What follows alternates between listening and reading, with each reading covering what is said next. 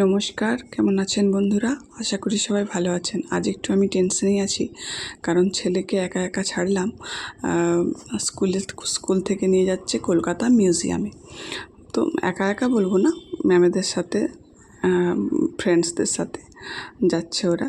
এই যে বাস করেছে, দুটো বাস করেছে ওরা। তো বাসে এই যে ছেলে উঠছে,